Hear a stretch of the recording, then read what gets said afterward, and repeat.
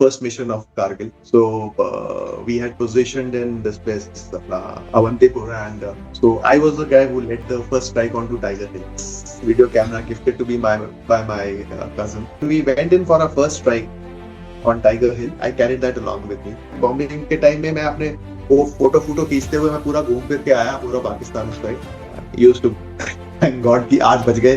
Have a few drinks and that's it. And then you sit down and you learn. You look over your thing. Imagine you are up in a hill or in a mountain somewhere and there is a blast. So what will happen? वो तो blast area तो फटेगा ही फटेगा, but वो उससे landslide भी होगी. And especially if the hill is covered with snow and all, you will have snow avalanche also. Okay, so with that you can do a lot of damage. अगर उसके नीचे कोई बंदे बैठे हुए हैं तो वो तो सब गए. यार कोई टारगेट तो बताओ, कोई फोटो तो दिखाओ, किसको मारना है, क्या मारना है. वहां जाके पहाड़ में टू लुक फॉर पीपल. 4-5 लोग, 10 लोग, 20 लोग बैठे हुए कहीं तंबू में, एंड देन नाइसली कैमोफ्लेज, उनको ढूंढो और उनको मारो. Pretty crazy mission. So after every mission, there used to be a special helicopter for me to take me from Bantipur to our headquarters, command tasking headquarters in Srinagar. We did scrambles, 3-4 scrambles किए हमने, but then those guys they just ran away. जैसे ही scramble होता था वो भाग जाते थे. And the MiG-29s who were doing our combat air patrol over there, so they got a few logs and they did that cat and mouse game इसके साथ. कभी वो लॉक दे देते थे, फिर ये लॉक देते थे, फिर ये भागते थे, फिर वो भागते थे, things like that. All that happened, but those guys stayed away. From a vertical into a nose high, vertical into a nose down attitude. You can either turn the aircraft around like this, or you can try and kick the rudder and get the aircraft down like this. So obviously they're trying to fire manually, so we were pretty safe from those things. That when I used to fire, then my number 2 used to fire. I used to tell my number 2 to go back. Then I used to stay on the target and I used to film with my handycam. They also pura orbit mein wo that entire tracer followed me. So they were having a Su-30 in my gun camera, and I got an opportunity to shoot down quite a few of the MiG-29, Su-30, Mirage 2000 class of aircraft there during the exercises. When we were practicing this, there's something instructor used to always say, hey, look at that attitude, look at that attitude. What attitude? We didn't know what attitude means. Of looking at corruption, how corruption starts creeping in. So there were some diaries and some pens and pencils and all that kind of stationery. And he told us, sir, ये आपके लिए है मेरी तरफ से gift. Okay. And आपको बस इतना करना है, अपनी स्क्वाड्रन के सब लोगों को मेरी दुकान में लेके आना है खरीदने के लिए. But that night none of us could sleep because it starts pricking you. यार ये क्या कर दिया? The most innovative punishment was a headstand in front of the toilet. What we had to do was we had to lie down on the corridor, and then we had to roll sideways under the mat. And एक line से लगकर start side rolling under the mat. And it used to be stinking, it used to be dirty, you felt क्या हो रहा है यार ये. So आपके इंटरव्यू में ऐसा है कि आप कभी फेस टू फेस आए हो पाकिस्तानी जेट के अगेंस्ट, किसी पाकिस्तानी जेट ने आपके खिलाफ एम करा या आपने कभी एम करा हो ड्यूरिंग ऑप पराक्रम और op Kargil? Any of? No, not really. See, I was flying the MiG-21 class of aircraft, so visual तो range तो कभी आया ही नहीं, visual तो कभी हुआ ही नहीं. Visual मेरा ख्याल अभी तक कोई भी नहीं हुआ होगा, है ना? So what you get is you get probably their lock on your radar warning receivers, and then if you have a good radar, then you can try and pick them up and you can see the blip, and if it's not the aircraft. So our aircraft was not that well equipped for this kind of a thing. We were more of visual interceptors. But we did scrambles, 3-4 scrambles किए हमने, but then those guys they just ran away. जैसे scramble होता था वो भाग जाते थे. So we were getting vectored onto them, but they used to run away. So border के 10 किलोमीटर तक जाते थे हम लोग, फिर वापस आ जाते थे. So I mean nothing really, no visual contact with any Paki aircraft. So which MiG-21 types you flew? I flew all the types. I've flown all the types. I've flown the MiG-21 type 77, 75, 96. This I've done a training sortie on that. I've not really flown it. Base I've flown, yes, MiG-21 base, but not the Bison. That is the more advanced version. In the sense, the avionics are better in that. And I've flown all the trainers, Type 66, Type 69. So in fact, there's a very interesting thing, in the MiG-21 trainers, you have a tandem seating. So one chap sits, the trainee sits in the front and the trainer sits behind. तो उसके पीछे बैठा है वो ऐसे करके, है ना? तो उसके सामने उसको कुछ दिखता नहीं है. So in the Type 16 they put a periscope on top. उस periscope से this guy can see, and जो सामने वाले को दिख रहा है more or less he can see that and align and teach him and all. But in the Type 66 trainer there's no periscope. तो सामने कुछ नहीं दिख रहा, साइड से ऐसे देखना है, ऐसे देखना है. So if you are trying to teach somebody who's sitting in front, that was a nice challenge. Because आपको कुछ नहीं सामने दिख रहा है. आपको बस छोटा उसके साइड से थोड़ा सा कुछ दिख रहा है, थोड़ा हल्का फुल्का and all that. And so we used to teach them, पीछे से we used to give a demonstration ki how to put your, we had gyro sights. Okay. So it's basically a crosshair सा आ जाता है, and then depending on the aircraft movement, it keeps on moving इधर उधर. So you have to stabilize it on the target and keep it on the target, and at that time, at the range that you get, then you have to fire. अगर वो target पे होगा उस range पे, तो obviously you'll always get a hit, direct hit on the target. So हमको as supervisors, we used to, we had to give them a demonstration आगे वाले को. अब आगे वाले को अगर आप demonstration दे रहे हो, ab initio किसी बंदे को या किसी को भी दे रहे हो, so when you do that, you have to show him at the end कि यार ये target के ऊपर crosshair आ गया है आपका, ओके देख अब crosshair, because you can't see the crosshair, he can see it.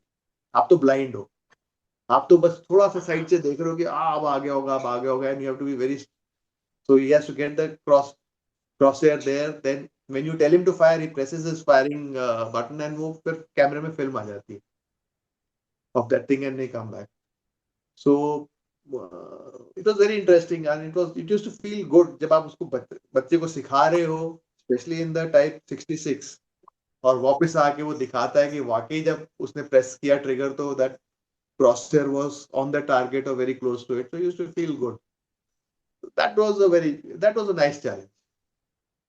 Sir. In the Sir, 21. Did you participate in any inter-gunnery meet? Yeah. I mean, every year there used to be gunnery meet in the Air Force, and squadrons where people used to participate.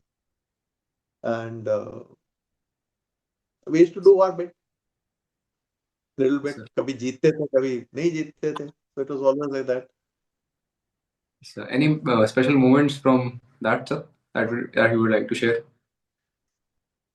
Not really. I mean, there's nothing much to tell here. I never got any gunnery trophies per se. So nothing much that I can say about that. So you flew also MiG-23 BN. How was it like transitioning from MiG-21 to MiG-23? And what was the main change in that aircraft and the difficulty that you faced while transitioning? Okay, so I can proudly say that I've flown the aircraft with this, it's got the highest speed, that's the MiG-21 Type 77 to land. And I've also flown the MiG-23 Bravo November, which is the most difficult aircraft to land otherwise. Now the MiG-23 has a swing wing, its wings can move back and they can swing forward. Okay, so that's a lovely aircraft, it's a big machine, and you can, if you want to go really fast, you get your wings back and you can just go fast. And if you want to come in for landing or do some slow flying, then you move your wings fully forward and you come in. The interesting thing about that aircraft was that the length of the nose wheel was slightly longer than the main wheels. So you had to come in at a particular, aircraft like this, you got two wheels here, main wheels and nose wheel here. So whenever the aircraft lands, it lands on the main wheels first, and then the nose wheel lowers down. If you land on the nose wheel first, then you start doing the bouncing. I mean, you cannot land properly in that. So in that aircraft, the attitude was you had to come at a particular speed or angle of attack to make your landing. If you came at a higher speed than that, even 10 kilometers higher, which is about how many? 4 knots, 5 knots higher, 6 knots higher speed, the nose would touch down first. So trying to land that aircraft was a very interesting thing again. And speed, yes, it was a beast. At low levels it could go supersonic, cross the speed of sound at low levels. Very few aircraft can do that. It was one of those. So I was watching this interview of American pilot. Even USA had MiG-23, which crashed. So they said that in terms of turn rate, that aircraft was not good. If you want to engage in a dogfight, and especially in circle fight, it is best for MiG-23 to enter at different angle, to escape and enter at different angle. So was this true? It's like this, yeah. Any aircraft, they have something called a thrust to weight ratio. So the weight of the aircraft compared with the thrust. Now thrust comes from the engine. Okay. Why do you think a Su-30 or a Mirage or a MiG-29 or a Rafale can turn faster than the MiG-21 or the MiG-23? The reason is because compared to their to their weight, their thrust is much more. Okay. And any aircraft which can maintain that thrust at a lower speed. See, if you have a low speed, your radius of turn reduces. If you have a higher speed, your radius of turn is more. It's simple trigonometry. Okay. Now the rate of turn will depend on the amount of thrust, excess thrust that you have. So these aircraft, which are high performance aircraft, they've got a lot of excess of thrust. So even at low speeds, they can turn at a very fast rate because thrust itna hai. And the other aircraft like the MiG-23, MiG-21 at low speed, तो वो बेचारा पूरी जान लगा रहा है, वो speed ही maintain कर पा रहा है, टर्न तो उससे बहुत मुश्किल से होता है. ठीक है. So it is a very simple thing. It is purely dependent on the engines of the aircraft, the thrust to weight ratio of the aircraft. So MiG-23 did not have that kind of thrust to weight. Of course, yes, उसके अगर आप wings full forward कर दो तो आपको ज्यादा lift मिलेगी. You can come down to a much lower speed, but इतना थ्रस्ट उसमें फिर भी नहीं था कि आपको उस रेट से उतनी तेजी से घुमा दे in that radius. So I mean, it cannot outperform any other aircraft, any high power aircraft, high thrust aircraft. So, what are the some of the most innovative tactics or aerial maneuvers that you have executed or witnessed in a combat? Aerial maneuvers.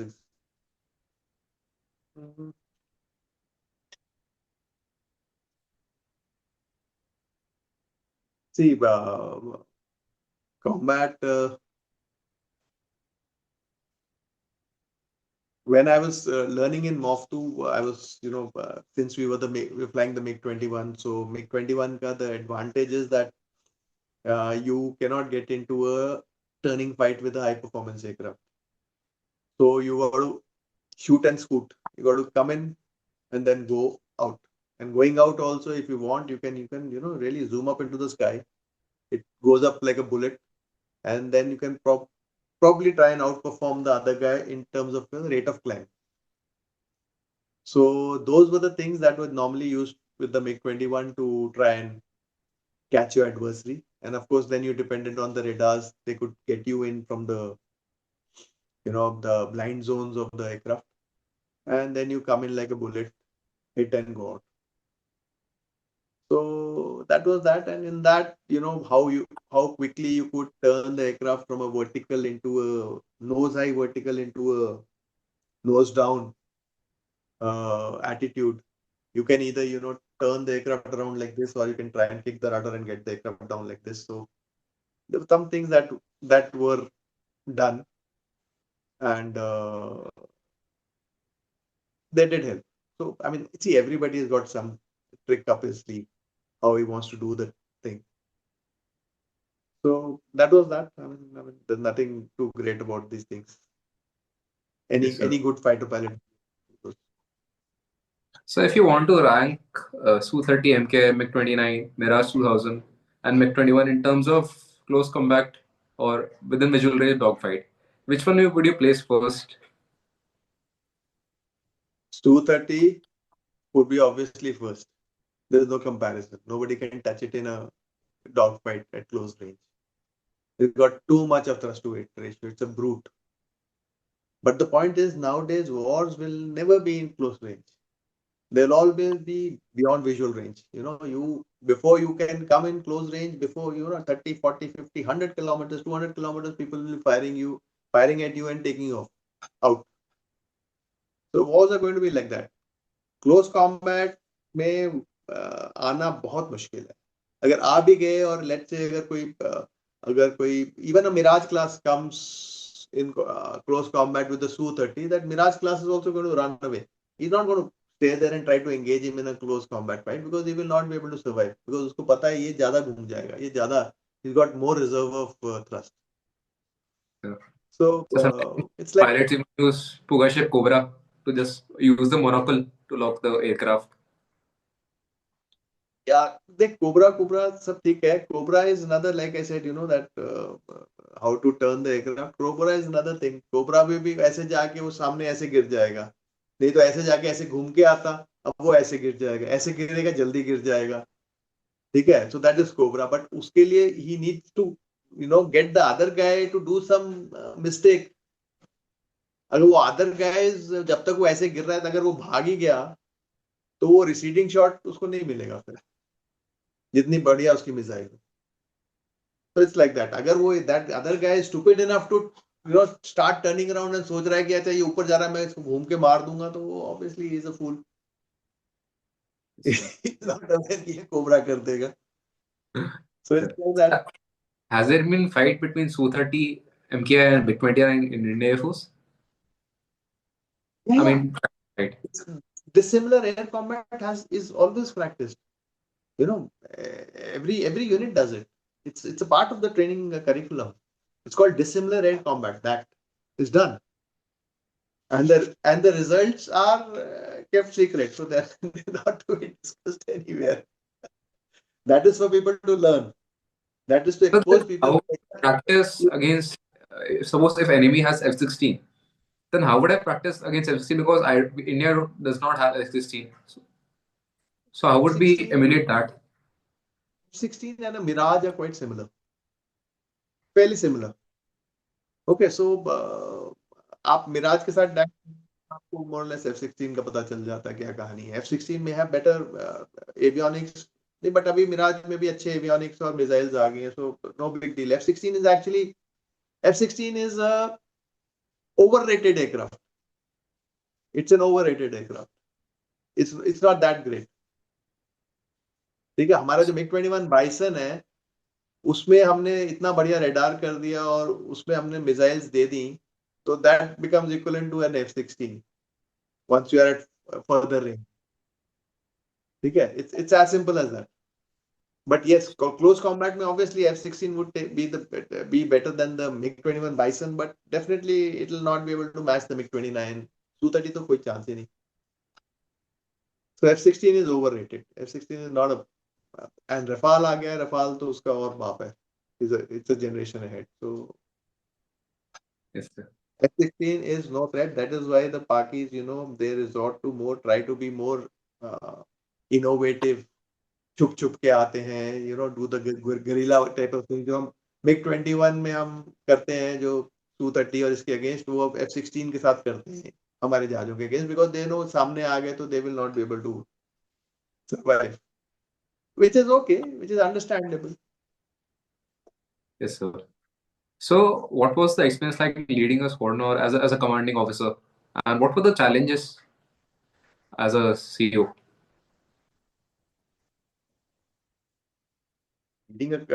See, my dream was to lead a fighter squadron, to be a commanding officer. That's what I was aiming at, and it was wonderful.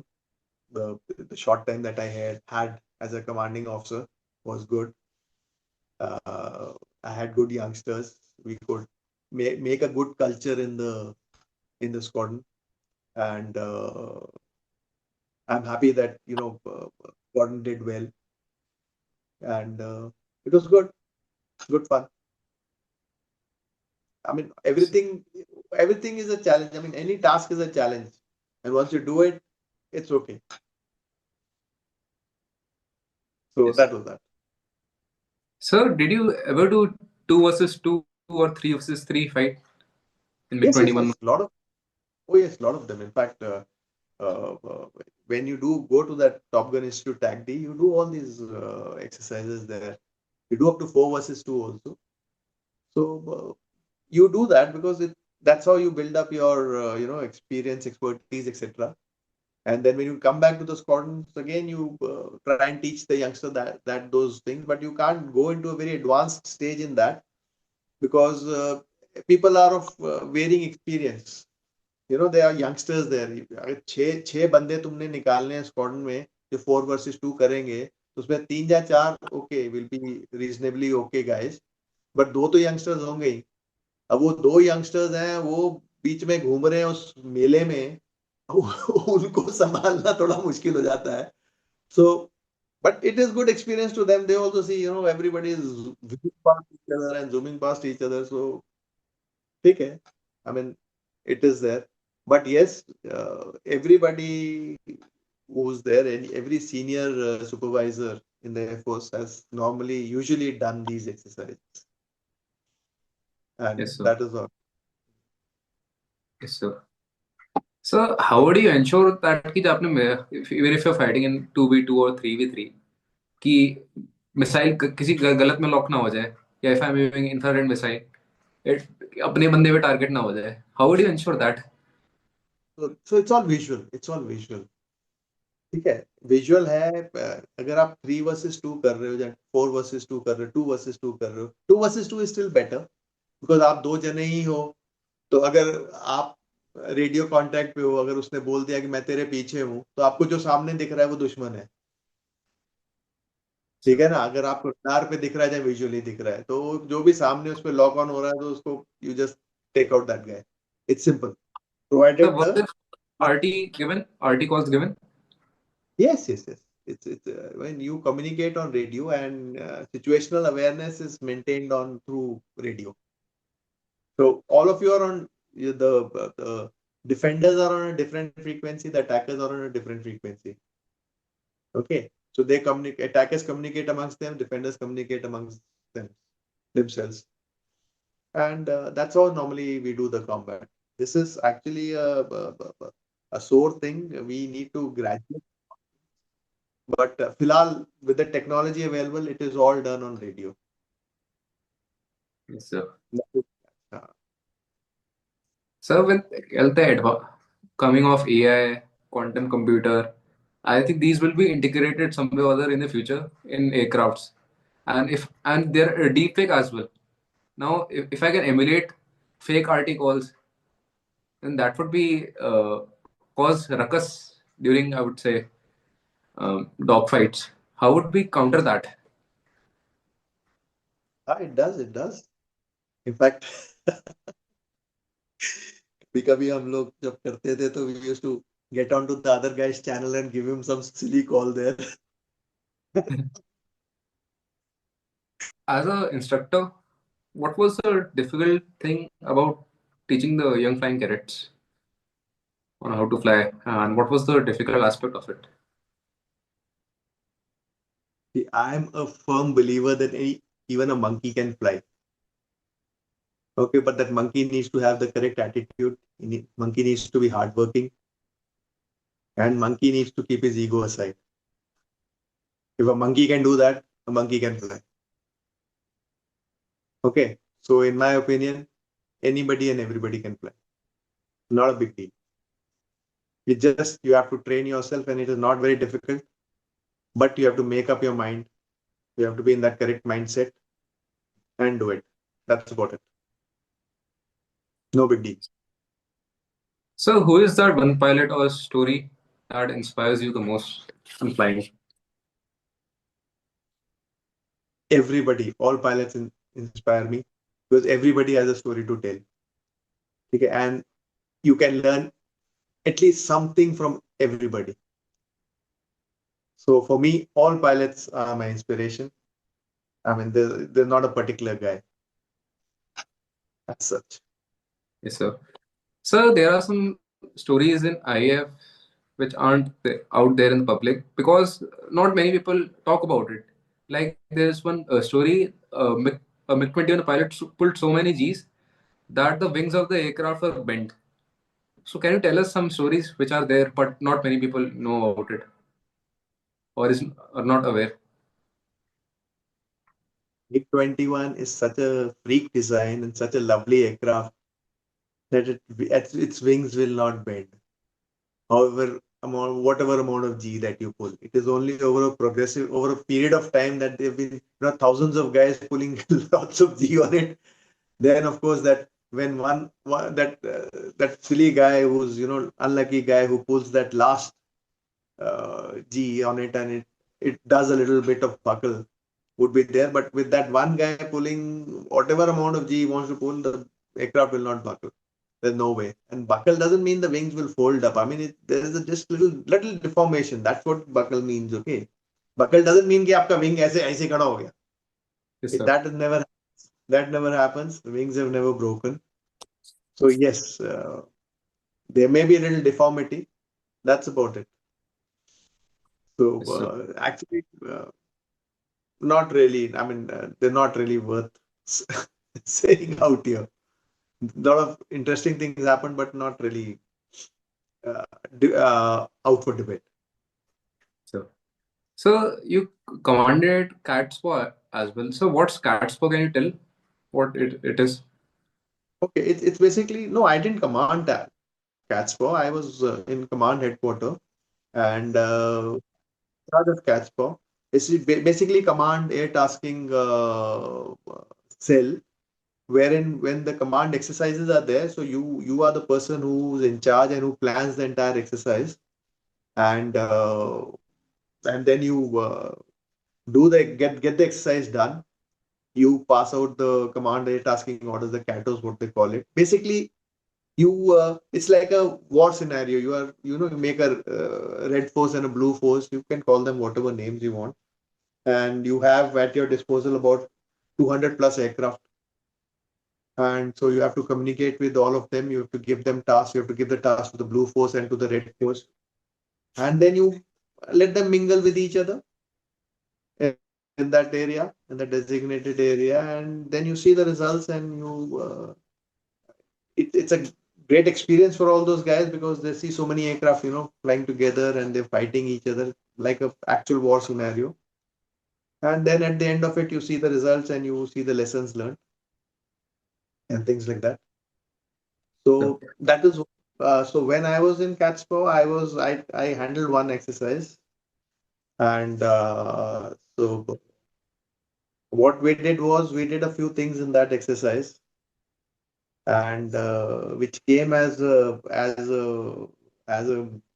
what do you say, a wakening up call for our commanders. And suffice to say that the results of the exercise were classified as top secret, and with everybody was all of us were told to keep quiet and not to discuss anywhere.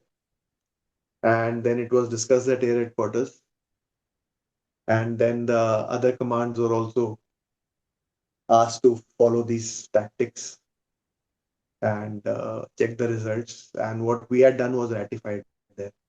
So, see, like any other organization, even Air Force, any organization, we tend to, rot over the ages. You tend to say कि people don't want to do anything new because it takes a lot of effort. They just want to continue with what's happening. Just want to follow the old format. So following old format doesn't help because things are rapidly changing. Your enemy's got things, they have upgraded themselves. You need to upgrade yourself to that level. So all we did in that exercise was we just got the actual capabilities of the enemy and gave it to the red force. And we let the blue force carry on with their silly stuff that they were doing. And results were not very encouraging. So it was a wake up call for everybody. So that was a good experience, exposure for me in CATSPAW. so did you practice any or participate in international exercises? No, I did not. I did not participate in the international. So, so if you like to revisit one sortie, which sortie that would be? Yeah, it would be my first sortie on the Kiran when I was to do a solo spin on that aircraft. I was scared shit, and they teach you. So when you're doing ab initio flying, so you have to. They teach you how to spin the aircraft. Basically, the aircraft is used to flying. Now it's spinning it, really rotating like this and going into the ground at massive rates of descent. And you got to come out of it. First, you got to put it into that situation where it just goes out of control, and then you got to recover. So that was a very interesting sortie. It required a lot of courage. Put the and Yes, sir. get it out of it. Yes, So sir. things like that, but they did build up your one's confidence. Similar thing happened. We had to do solo loops. So loop is aircraft just fly straight. Loop is when you take the aircraft around like that, पूरा ऐसे घुमा के and पूरा लेके आओ ऊपर से यहाँ से पूरा उल्टा करके इन्वर्टेड करके नीचे से लेके आओ. सो यहाँ तक तो बंदा चला जाता है. उसके बाद यहाँ से खींचने में उसकी फिर that's you get got to get all your willpower and things like that for the first time and then go through it and get it. But yes, so these were the sorties that I still remember. But then I also remember that, I just did these things mechanically. First sortie was always mechanical. You just followed everything to the book, to the word, what your instructor had told you. And you came out after doing it 2, 3 times, then you could, start monkeying around and fooling around with the little variations.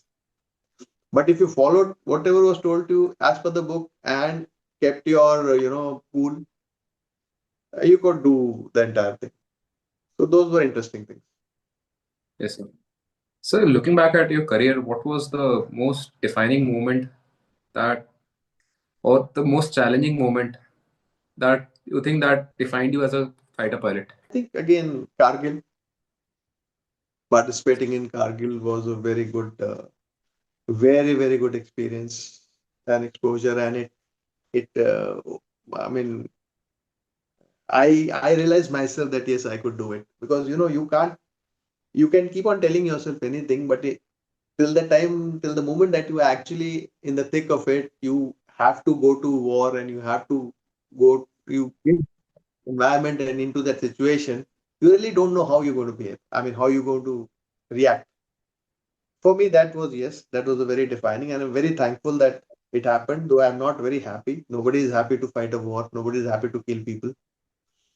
But I'm thankful that it helped me develop as a fighter pilot. After that, I realized, okay, I can measure up to the requirements to what I think I am.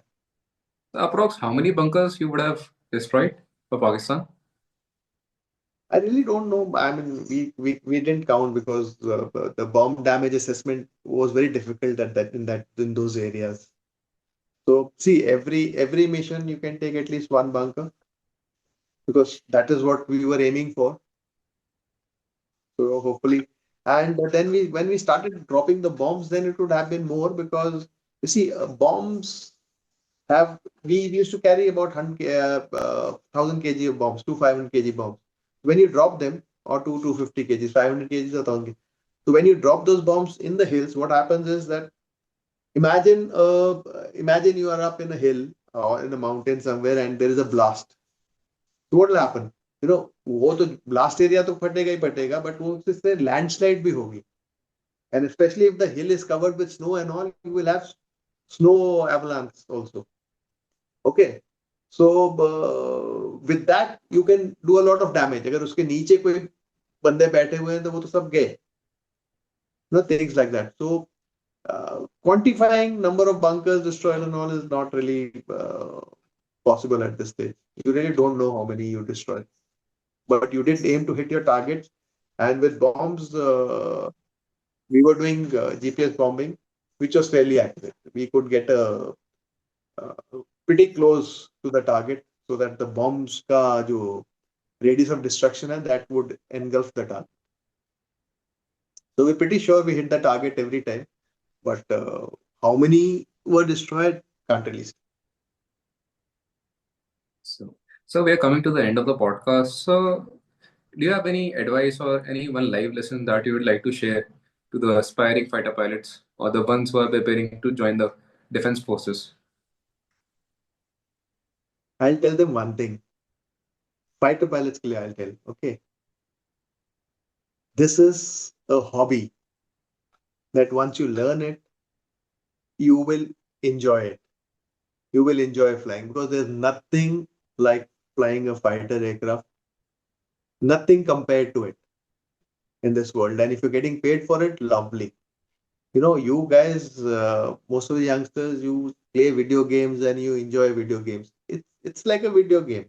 One thing, it's actual and it's real, and you will really enjoy it because it's out of the world. You will never get this kind of an exposure or a feeling anywhere in any other profession that you do. All that you need to do is remember, I told you, even a monkey can fly, but the monkey has to be hardworking, has to be meticulous, and has to be true to himself. True to himself means that भाई गलती की है तो own up, गलती की है, because अगर तुम ओन अप करोगे तभी कोई तुम्हें सिखा पाएगा, ताकि दोबारा ना करो. अगर ओन अप नहीं करोगे, छुपाने की कोशिश करोगे, तो अगली बार फिर गलती करोगे, तो क्या फायदा हुआ, है ना. You will not learn anything. Idea is to constantly learn and keep on learning. Even the junior-most person will be able to teach you something, provided you are open to learning from that person.